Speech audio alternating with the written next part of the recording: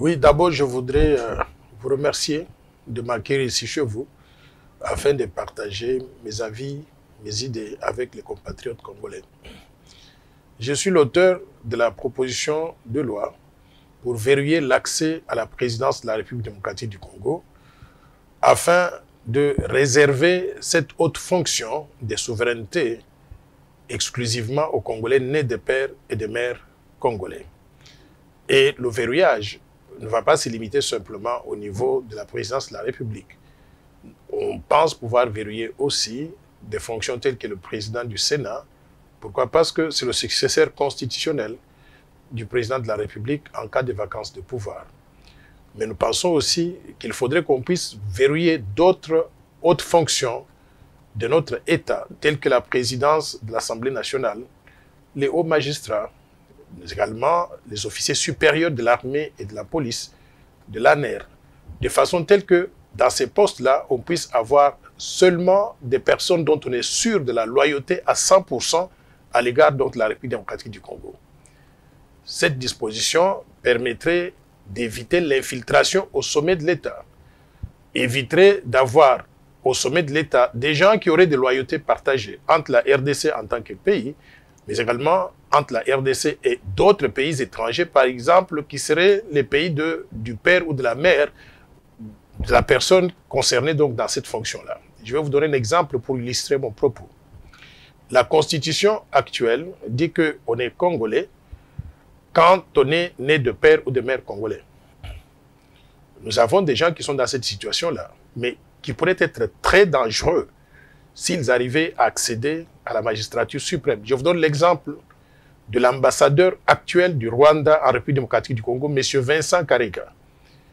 Cet ambassadeur, il est né de mère congolaise. Et de ce fait, il est congolais comme tous les autres. Et d'après la constitution actuelle, il est éligible à être candidat à la présidence donc, de la RDC. S'il disait simplement qu'il n'est plus rwandais, il devient totalement congolais et il accède à la magistrature suprême. Mais est-ce que les Congolais réalisent le danger que notre pays prendrait d'avoir dans cette fonction un individu de ce genre-là? Pourquoi? Parce qu'il n'aurait pas de loyauté totale à l'égard de la RDC. En cas de pépin entre le Rwanda et la République démocratique du Congo, un chef d'État doit être en mesure de prendre des mesures graves simplement pour protéger les intérêts supérieurs du peuple congolais. Mais dans ce cas que je viens donc d'évoquer, à supposer que tous les moyens diplomatiques aient été épuisés et qu'on n'ait pas trouvé de solution et qu'il faut recourir, par exemple, à une force militaire, je doute fort que M. Karega, qui est rwandais de par son père, puisse avoir le courage de mobiliser l'armée congolaise, de marcher sur Kigali ou de bombarder Kigali.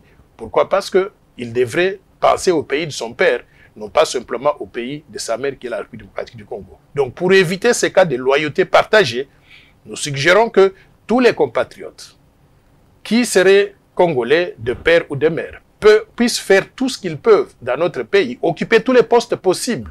Ils peuvent devenir des ministres, ils peuvent aller dans tous les postes dans le secteur privé, devenir des professeurs d'université, des médecins, faire tout ce qu'ils peuvent dans notre pays parce que c'est leur pays aussi, sauf les fonctions de souveraineté que nous devons réserver aux citoyens congolais nés de mères et de pères congolais dont nous sommes sûrs de la loyauté à 100% vis-à-vis de notre pays.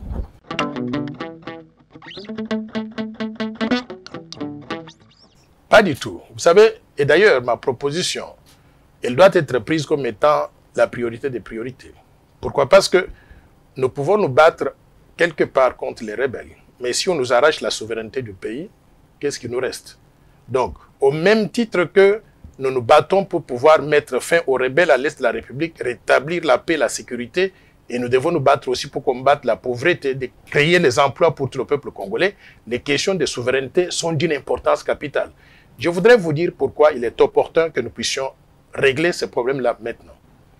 Vous avez suivi que la Sengo, des catholiques, ils ont fait une proposition à l'Assemblée nationale aux autorités congolaises, ce qu'ils ont appelé la feuille de route, pour faire des réformes structurelles, institutionnelles, qui vont toucher à la CENI, à la Constitution, à la loi électorale. Tout cela, c'est pour baliser le terrain avant les élections de 2023. Mon ami Martin Fayoulou, aussi président de l'ECID, il a fait aussi des propositions pour pouvoir changer certaines choses qui vont toucher à la loi électorale, à la Constitution, mais aussi à la CENI. Il propose, par exemple, que la CENI soit dirigée par ce qu'on appelle la présidence tournante. Donc, toutes ces questions vont dans le même sens que ce que je suis en train de proposer. Parce qu'on va toucher à la CENI, à la loi électorale, mais aussi à la Constitution. Je propose aussi qu'on puisse tenir compte de ma proposition pour qu'on fasse ces changements-là une fois pour toutes et qu'on ne puisse pas attendre d'abord qu'on fasse les changements proposés par la CENCO ou par Martin Fayulu et qu'on mette les changements proposés par Noël Tchani, président de la force du changement, à plus tard. Donc, le temps de faire ces changements, c'est maintenant.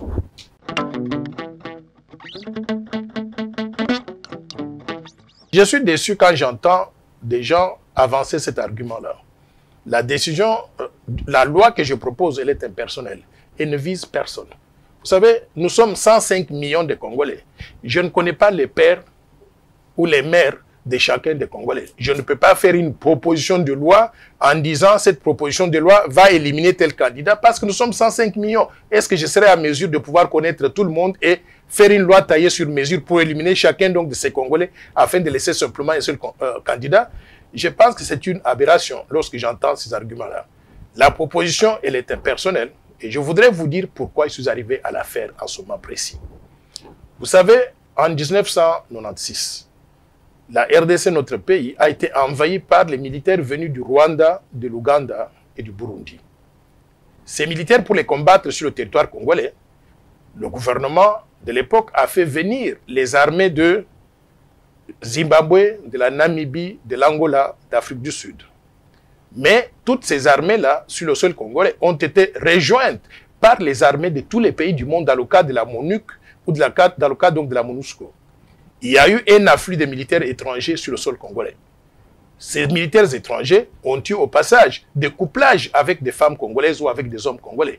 Ils ont produit des millions d'enfants congolais dans ces conditions-là, qui sont tous des enfants congolais. Et ils sont les nôtres, nous les acceptons tous parce qu'ils sont congolais, ayant l'un des parents qui est donc congolais. Maintenant, si nous ne prenons pas garde, l'un de ces enfants va devenir président de la RDC. Et j'ai mentionné l'exemple du Rwanda pour que les gens puissent comprendre. Mais ça peut être un Ougandais, ça peut être un Angolais ou ainsi de suite. Est-ce que nous serons fiers d'avoir notre pays dirigé par des gens qui sont venus dans ces conditions-là produire des enfants sur notre territoire, mais des enfants stratégiques avec l'idée que ce que le Rwanda et l'Ouganda n'ont pas pu réaliser avec l'invasion militaire, ils peuvent le réaliser maintenant en ayant l'infiltration au sommet de l'État. Est-ce qu'on sera fier de cela? Moi, j'ai pensé qu'il faut éliminer ce risque-là en verrouillant l'accès à la présidence de la République, en limitant ce que ces enfants peuvent faire, parce qu'ils peuvent tout faire dans notre pays, sauf occuper ces postes-là qui sont des postes de souveraineté. Et je voudrais vous dire que tous les autres pays du monde ont adopté des dispositions similaires. Les États-Unis d'Amérique, que moi je connais par cœur, ont adopté ce qu'on appelle la loi du sol. C'est-à-dire qu'on ne peut devenir candidat à la présidence des États-Unis d'Amérique que ceux qui sont nés sur le territoire américain. C'est ainsi que Barack Obama, Bill Clinton ou John F. Kennedy sont devenus présidents des États-Unis d'Amérique. Mais les mêmes États-Unis d'Amérique qui constituent la plus grande démocratie dans le monde, ils ont décidé que les Américains, par naturalisation ou par adoption, qui sont venus de l'extérieur, qui peuvent avoir des loyautés partagées entre les États-Unis et le pays d'où ils sont, où ils étaient nés. Ces Américains-là peuvent tout faire dans le pays, sauf occuper le poste de président des États-Unis ou le poste de président ou de vice-président des États-Unis. Cette discrimination positive, c'est fait dans l'intérêt supérieur donc des États-Unis d'Amérique pour protéger la souveraineté nationale, pour éviter l'infiltration au sommet de l'État. C'est la même chose que je suis en train de proposer pour mon pays, la République démocratique du Congo. Donc, je ne suis pas en train donc de promouvoir la discrimination pour éliminer tel ou tel individu. D'ailleurs, il n'y a aucun individu parmi nous, dans les 105 millions d'habitants, qui soit plus important que la souveraineté de notre pays. S'il faut éliminer un individu pour protéger la souveraineté, faisons-le. Pourquoi? Parce que c'est dans l'intérêt supérieur de la République démocratique du Congo en tant que pays, mais également du peuple congolais. Alors,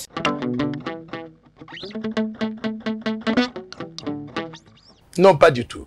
La situation de la République démocratique du Congo, elle est très différente de la Côte d'Ivoire. Vous savez, nous sommes un pays très grand, c'est comme un sous-continent, avec tout plein de ressources naturelles, convoitées par tout le monde, non pas simplement par nos voisins, mais aussi par tous les pays du monde. Chacun de ces pays-là à l'extérieur a intérêt à pouvoir infiltrer le sommet de l'État, placer donc un de leurs pour pouvoir exploiter nos ressources naturelles. Nous devons prendre des mesures préemptives pour éviter ce risque-là. Donc, la RDC a son histoire, a ses particularités, entourée par 9 voisins. Ces 9 voisins qui ont tenté même de nous envahir avec la force militaire, ils ont raté. Nous devons maintenant prendre des précautions pour que cette invasion étrangère ne puisse pas se réaliser. Donc, ça n'a rien à voir avec la Côte d'Ivoire. Je connais personnellement le président Alassane Ouattara. Il m'avait expliqué que là où il était né, lui, la Haute-Volta, c'était à l'époque, ça faisait partie de la Côte d'Ivoire. Et par conséquent, avec la répartition donc des pays, quand on a tracé des frontières, il y a une portion de la Haute-Volta qui s'est retrouvée au Burkina actuel et une portion qui se retrouve donc en Côte d'Ivoire. Lui, il m'a expliqué que lui, il fait partie de la portion qui se trouve en Côte d'Ivoire. Pourquoi? Parce que il a même son frère à lui, qui est membre du Sénat depuis très longtemps. Donc, les problèmes de la Côte d'Ivoire, il ne faut pas qu'on puisse les confondre avec les problèmes de la RDC. Nous sommes un pays différent avec son histoire convoitée de tout le monde. Faisons tout pour protéger donc la RDC. Les problèmes de la Côte d'Ivoire, ce ne sont pas les problèmes congolais.